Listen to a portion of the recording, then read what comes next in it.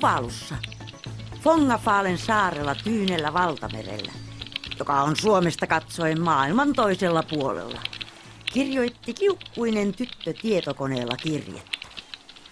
Hän lähetti kirjeen 100 lapselle ympäri maailmaa. Suomessa kirjeen vastaanotti 10-vuotias Tomi. Hei, kaikki lapsi joka puolella maailmaa. Te täytyy tietää, että Tuvalu on vaarassa kadota. Minä olen Ella Vakai ja minä olen kiukkuinen. Tuvalu on minun koti.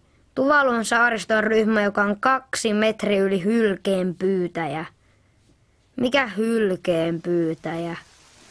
Ilmasto lämpenee, jäätiköt sulavat, mereen tulee enemmän vettä ja se nousee ylemmäs maalle ja minun kotini Tuvalu hukkuu mereen.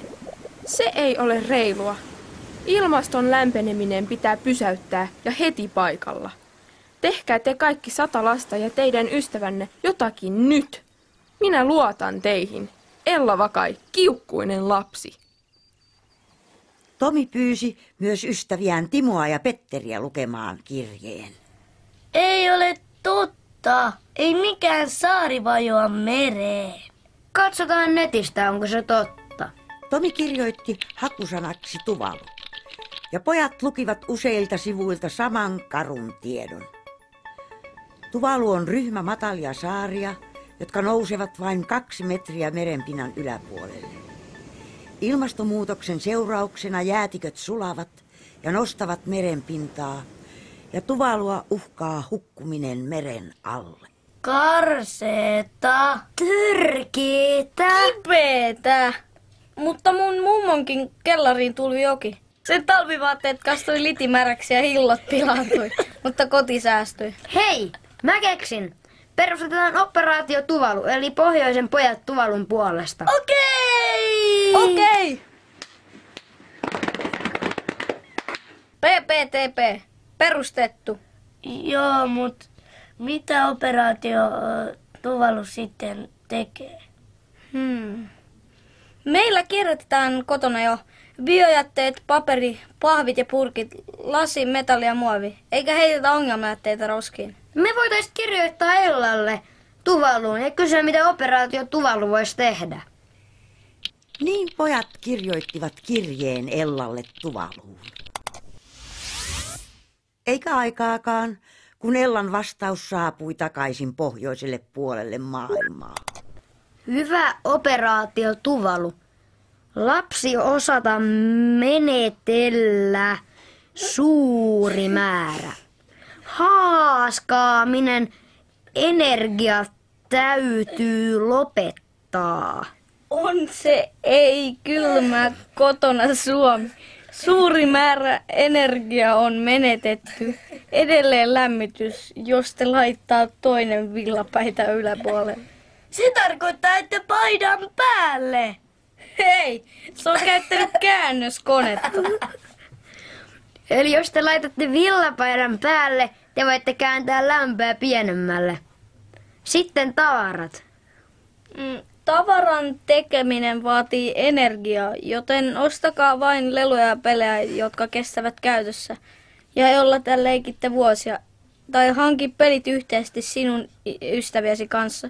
Liikenne on paha Ilman saastuttaja. Liikenne on paha ilman saastuttaja. Tulevaisuudessa te ette käytä omaa autoanne.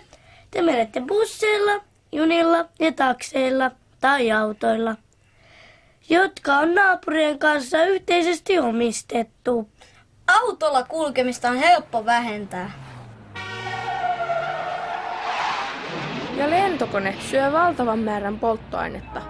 Junalla voit matkustaa 7 kertaa edestakaisin Suomesta Espanjaan ja saastutat yhtä paljon kuin jos lennät lentokoneella kerran saman matkan yhteen suuntaan. Ja jos poljet pyörällä Espanjaan, et saastuta yhtään. No kiva sinne on polkee. Ja sitten kaikki päälle unohtuneet elektroniikkalaitteet. Televisio, stereot, valot, auki jäänyt jääkaappi. Kaikki kiinni ja heti. Näistä voi operaatio Tuvalu aloittaa. Ella Vakai, iloinen lapsi. Valtavan vaivatonta pelastamista. Operaatio Tuvalu! Toimintaa! Patteri pienemmälle ja paitaa päälle. Stereota ei nyt kuunnella. Punainen merkkivalo pois. Televisiota ei nyt katsella. Virta pois, snaps. Eteen sisään ei nyt liikuta! Valo pois! Naps! Sitten tavarat. Mitä vois hankkia yhdessä? Mä tiedän. Me halutaan kaikki pelata Dragon and the Lost Empirea. Ostetaan se yhteiseksi. Okei. Ja hei! Jokainen saa pitää sitä itsellään kuukauden kerrallaan. Ja sitten, ei kerätä enää koottavia tarantelloja. Niihin kyllästyy kuitenkin heti, kun sen on koonnut. Sovittu. Okei. Ei enää muovikrääsää. Tässä on listassa on vielä liikenne. Miten lapsi voi vähentää autolla ajamista? Mä en tajuu. Eihän me ajeta autoa. Mä tiedän. Tää on operaatio Tuvalun sääntö numero 1. Jokainen jäsen sitoutuu siihen, että vähentää 1 automatkan viikossa. Siis sellaisen, minkä on aina ennen kerjännyt vanhemmilta. Se pitää kulkea tästä lähtien bussilla, junalla, pyörällä tai kävellä. Se on hyvä. Mä valitsen matkat lätkätreeneihin. Mä kanssa. Mä kävelen aina lätkähallille, kun se on niin lähellä. Mikä olisi hyvä? Ehkä mummola. Sinne mut veden aina kerran viikossa. Mä voin alkaa mennä sinne bussilla. Mä en tiennyt, että lentäminen saastuttaa noin älyttömästi. Me aiotaan matkustaa hiihtolomalla Espanjan lentokoneella. Sun vanhemmat ei ikinä suostu polkemaan pyörällä sinne. Ei ikinä. Mä kysyn, jos sinne pääsee junalla. Jos te menisitte junalla, niin te näkisitte vaikka kuinka monta maata matkan varrella. Alpit ja Ranskan ainakin.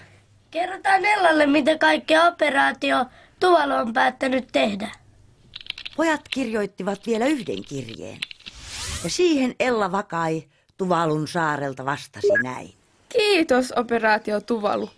Päätökset ovat tärkeitä. Ne ovat tulevaisuutta. Mutta mikä on jäähalli? Eikö Suomessa ole talvella kylmä? Lunta, jäätä ja pakkasta. Isä sanoo aina, että ennen vanhaa oli oikea talvi, kun oli oikeasti kylmä ja paljon lunta.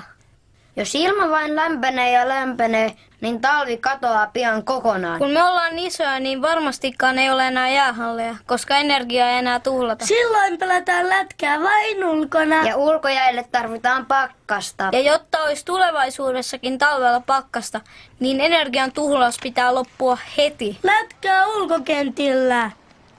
Se on uusi urheilulaji. Nordic Ice Hockey, eli pohjoinen jääkiekko.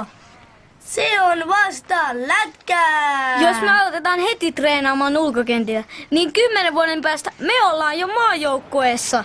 Ja me pelataan pohjoisen jääkiekon maailmanmestaruuskisoissa. Hyvät naiset ja herrat, seuraatte historiallista hetkeä. Näillä minuutilla ratkeaa maailman ensimmäinen pohjoisen jääkiekon maailmanmestaruus. Tilanne on huippujännittävä 1-1. Pakkasta on 5 astetta, mutta kentällä ja katsomon syvissä riveissä ei kylmyyttä tunneta, vaan jännitys on suorastaan käsin kosketeltavaa. Saadaanko maahamme vuoden 1995 kaltainen kultahuuma? Se ratkeaa kohta. Suomen hyökkäyksen ykkösnyrkkii tämän joukkueen Tupuhupu ja Lupu, alan pioneerit ja lajin kehittäjät Timo, Tomi ja Petteri.